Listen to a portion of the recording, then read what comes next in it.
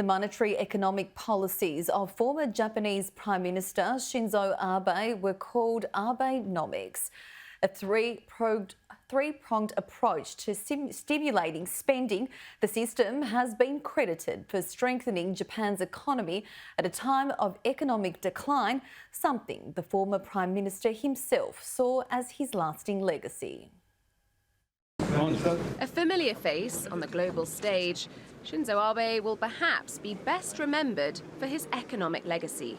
To jolt Japan out of decades of economic stagnation, he created an ambitious and unconventional plan, which, like Thatcherism and Reaganomics before him, bore his name.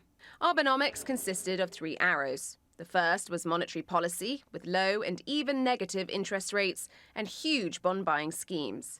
The second, fiscal stimulus, involved big government spending. And the third, structural reforms, making Japan more business-friendly and getting more people into the workforce, particularly women. We now have 2 million more. Repeat, 2 million more women employed.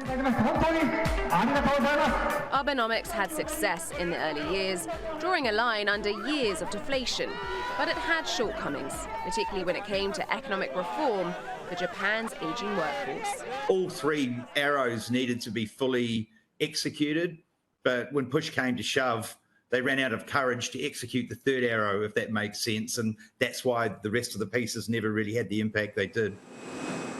Speaking to The Economist magazine after he stepped down as Prime Minister, Shinzo Abe was recently asked what his legacy would be. His reply, Abenomics.